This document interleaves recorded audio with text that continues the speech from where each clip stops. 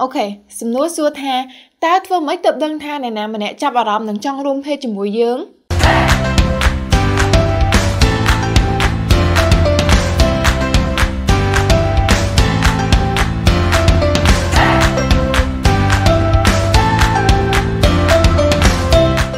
សួស្តីទាំងអស់គ្នាខ្ញុំខាអ្នកខ្លះប្រហែលជានិយាយថាមើលតាមទឹកមុខកាយវិការឬក៏ពាក្យសម្ដីប៉ុន្តែខ្ញុំមានវិធីមួយយ៉ាងច្បាស់ដែលធានាថាម្នាក់នោះគឺចង់រួមភេទជាមួយយើងហើយនោះគឺតាមរយៈការព្រមព្រៀង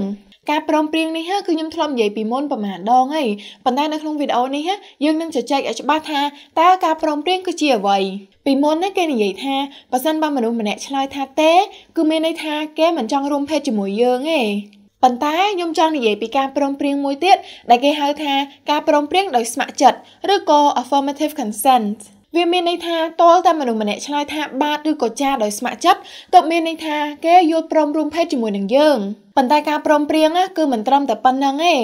ឡូវដើម្បីស្រួលយល់យើងនឹងនិយាយអំពីការព្រមព្រៀងក្នុងទំនាក់ទំនងផ្លូវភេទដូចជាការឲ្យលុយ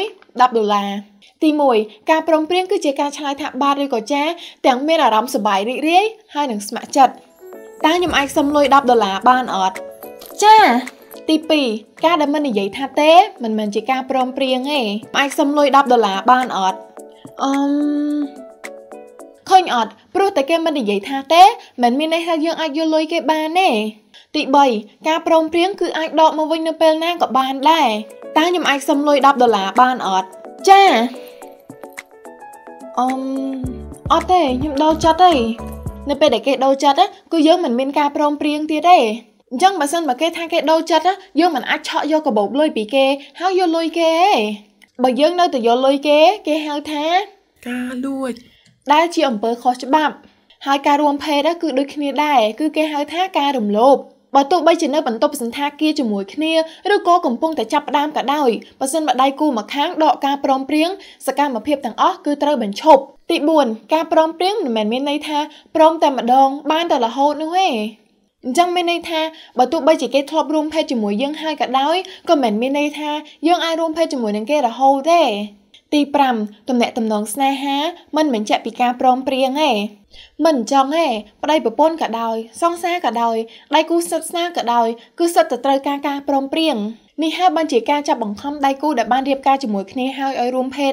គឺជាការរំលោភទី6ការស្លៀកពាក់និងការរស់នៅមិនអាចកំណត់ការព្រមព្រៀងបានទេស្លៀកពាក់បែបណាក៏ដោយធ្លាប់ឲ្យលុយមនុស្សប្រមាណអ្នកក៏ដោយប៉ុន្តែយើងមិនអាចសន្មតថាគេនឹងឲ្យមកយើងដែរទេ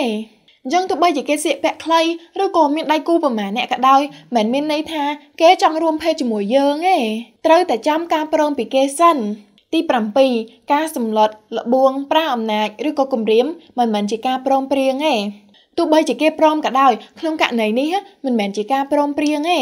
ទី8គេត្រូវតែមានសេរីភាពក្នុងការឆ្លើយថាទេទី9អ្នកដែលស្រវឹងទទួលឥទ្ធិពលពីសារជាតិណាមួយមិនដឹងខ្លួនឬក៏អនិច្ចជនមិនអាចឲ្យការព្រមព្រៀងបានទេ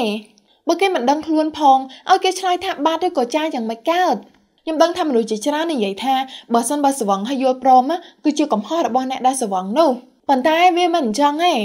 បើសិនបើយើងដឹងថាគេស្រវឹងមិនដឹងខ្លួនហើយតើទៅរួមភេទជាមួយគេធ្វើអីយើងត្រូវតែមើលថាគាត់មានសុវត្ថិភាពត្រូវគិតចេះវិញបើសិនបើអ្នកដែលស្រវឹងមិនអាចបើកបរផងតាមផ្លូវច្បាប់តើយើងអាចទទួលយកពាក្យសម្ដីគាត់យ៉ាងណាហេតុអីបានជាយើងមិនចាំនៅពេលដែលគាត់ដឹងខ្លួនហើយអាចគិតបានច្បាស់លាស់ទើបយើងនិយាយពីការរួមភេទជាមួយគាត់ចំណុចមួយទៀតអាយុដែលអាចផ្ដល់ការអនុញ្ញាតសម្រាប់ការរួមភេទនៅប្រទេសខ្មែរយើងគឺ15ឆ្នាំអញ្ចឹងបើទោះបីជាក្មេងដែលមានអាយុក្រោម15ឆ្នាំនិយាយថាគាត់ព្រមរួមភេទជាមួយយើងក៏ដោយបើសិនបើយើងរួមភេទជាមួយគាត់គឺខុសច្បាប់ហើយវាគឺជាការរំលោភត្រូវចាំថាការរំលោភគឺជាអំពើខុសច្បាប់មានប្រទេសជាច្រើនដែលកំពុងតែចាប់ផ្ដើមទទួលស្គាល់ការព្រមព្រៀងដោយស្ម័គ្រចិត្តជាផ្លូវការហើយវាសំខាន់ណាស់ដែលយើងដឹងពីការព្រមព្រៀងព្រោះការរួមភេទដែលមិនមានការព្រមព្រៀងគឺជាការរំលោភនេះគឺជាអំពើមួយដែលមិនអាចទទួលយកបានទេទាំងអស់គ្នាប្រហែលជាគិតដែរថាបើសិនបើសុំការព្រមព្រៀងរហូតគេច្បាស់ជាធុញហីប៉ុន្តែវាមិនអញ្ចឹងទេនៅពេលដែលយើងសួរដៃគូថាតើគេយល់ព្រមនឹងសកម្មភាពរួមភេទណាមួយគឺមានន័យថាយើងខ្វល់ខ្វាយនឹងដៃគូគោរពដៃគូហើយយើងចង់ឲ្យបទពិសោធន៍រួមភេទនេះល្អសម្រាប់ដៃគូទាំងសងខាងនិយាយទៅការរួមភេទដែលល្អគឺទាល់តែមានការព្រមព្រៀង ត្រូវសួរស្ដាប់ហើយគោរពការសម្រេចចិត្តរបស់ដៃគូវីដេអូនេះគឺនាំបញ្ជូនដោយអង្គការ UNFPA សហការជាមួយនឹង havas campaign អរគុណទាំងអស់គ្នាដែលបានមើលបើសិនបើមានមតិយោបល់អីទាក់ទងនឹងការព្រមព្រៀងនេះកុំភ្លេច comment នៅខាងក្រោមហើយកុំភ្លេច like និង share ផងបើសិនបើចូលចិត្តវីដេអូនេះបាយបាយ